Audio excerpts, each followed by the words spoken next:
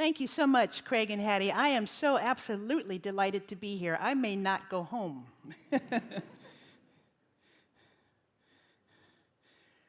So what I'd like to do here is to indeed share my perspective on our ocean, our future. And again, this is really about integrating everything, everywhere, on our water planet.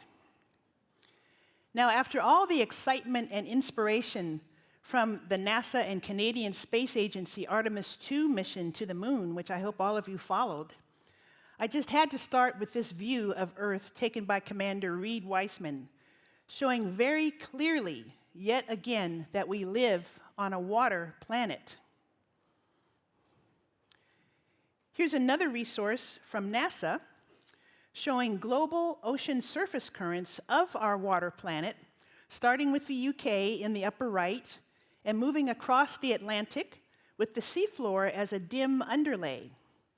Now, the ocean absorbs about 90% of heat generated from our greenhouse gas emissions and cycles that heat and carbon throughout the planet in a life-giving, virtuous cycle, buying us precious time as we fight the ravages of human-caused climate change. However, this may be a more accurate representation of what we truly know about the totality of our ocean. And yes, this is a blank screen. Let me elaborate further with this single pixel, which represents what we have visually observed of our global ocean to date. This is just 0.001% visually that we have seen. This, along with mapping only 29% of the global seafloor in the detail that we need for the healthy ocean that we want. So this is why seafloor mapping and submersible expeditions, such as the one that my colleagues and I made in 2022, are vitally important. Let's watch.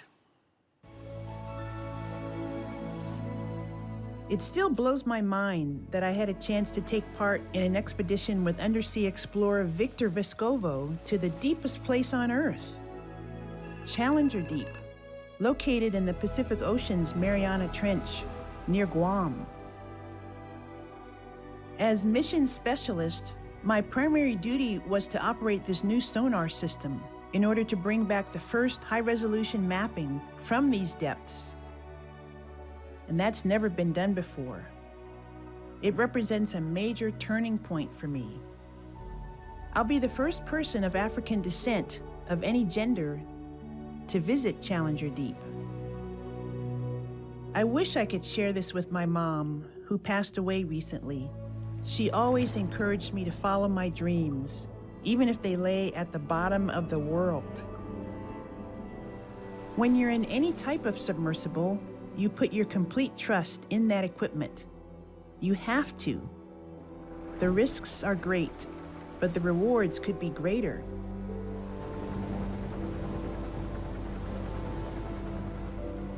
As you go down, you go through the twilight zone, when all of the light goes away and it's complete darkness. You sit quietly.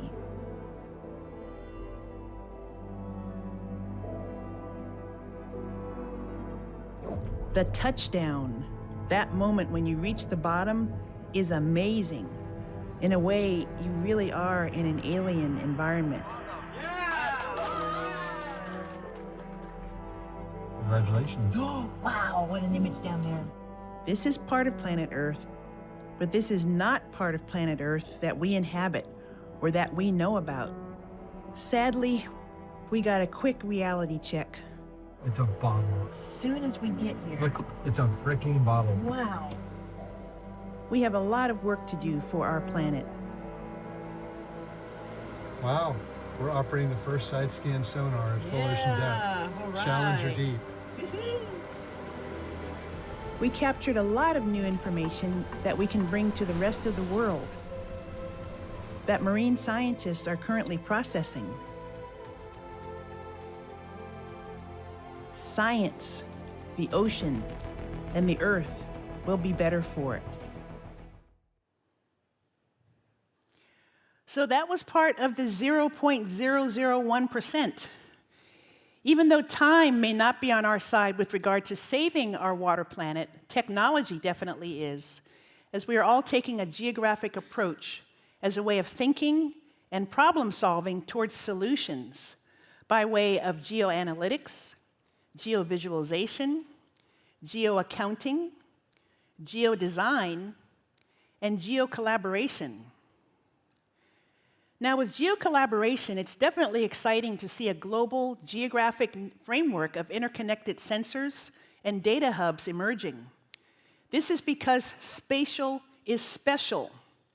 Spatial lies at the heart of just about everything that matters to us in the ocean, such as where and how to sustainably feed a rapidly growing population with ocean-based protein, where to best establish and enforce additional protected areas, especially on the high seas, where to mitigate and adapt to a changing climate. Again, this is integrating everything, everywhere. To answer all of these wheres, we're relying on several global programs of the UN Decade of Ocean Science for Sustainable Development. And one of these programs is Seabed 2030, where Esri is a major partner. And what we're trying to do here is to fill in the gaps between the colored swaths to get us from that 29% up to 100%. There is also the program known as Digital Twins of the Ocean, or DITO. And this program exists to help us to better interact with and understand complex ocean data sets, and to predict future scenarios and to plan accordingly. Now, DITO will establish and advance a framework, a digital framework, among over 40 partners, including Esri Inc., but also including the UK National Oceanography Centre that you see in the lower right. There's also the Deep Ocean Observing Strategy, or DOOS, and its many working groups, such as this one on habitat mapping. This is co-led by the University of Plymouth. Also, the UK-led Challenger 150 Deep Biology Initiative, the Monterey Bay Aquarium Research Institute, and Esri. Indeed, most of the Earth's habitat is actually on the ocean floor or on the seabed. And this is a visualization of a project now in review by the peer-reviewed journal Oceanography. It shows the results of a new characterization of the bumpiness of the global ocean floor in combination with the primary physical properties of the ocean's bottom waters. So this is temperature, salinity, bottom pH, dissolved oxygen, particulate organic carbon, nutrients, and more. This is especially to help us in establishing new high seas protected areas, especially in light of the new UN High Seas Treaty. And again, you see the University of Plymouth is among the partners of the many organizations that are involved in this global effort. Oftentimes we hear the expression, "we're all in the same boat." But given the dangers and ravages of the current state of our planet, I find this sentiment by the Scottish writer Damien Barr to be much more appropriate. We are not all in the same boat, but we are all in the same storm. At the same time, I really like what President Tommy Remengesau, he's the former leader of the Republic of Palau, has pointed out, that we really need to be of a mindset of paddling in one direction. We're all in our different boats, but we're paddling together toward the answers and solutions for the challenges that our water planet faces. As you heard this morning, we are extremely excited to launch the Bigger Picture.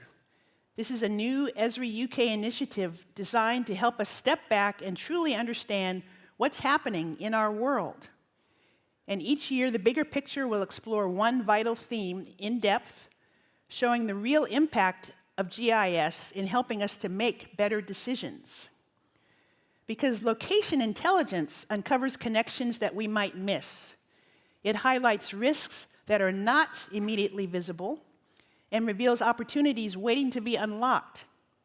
It shows us not just what is happening, but where and why it matters. Again, this year we begin with a focus on water. Water is the lifeblood of our communities, of our environment, of our future. So please join us in raising awareness of the importance of this topic and in reminding others that when we understand the whole story, we can act in ways that are smarter, fairer, and more human. And once again, we're very, very pleased to highlight the Ocean Conservation Trust, which is leading a major push to restore the UK's seagrass meadows. These are habitats that are essential for marine life and carbon storage. And through the Blue Meadows program, they're using GIS tools to decide where to restore, where to survey seagrass out on the water, and to keep track of the plants growing in their nurseries. And this supports their goal of restoring around 50 hectares of seagrass a year. That is a significant step for healthier coastal ecosystems. And it's wonderful for all of you who took the time to support the Ocean Conservation Trust in the Esri shop today. Thank you for that, because your purchases make a real difference, with all the profits going directly toward this very, very worthy cause.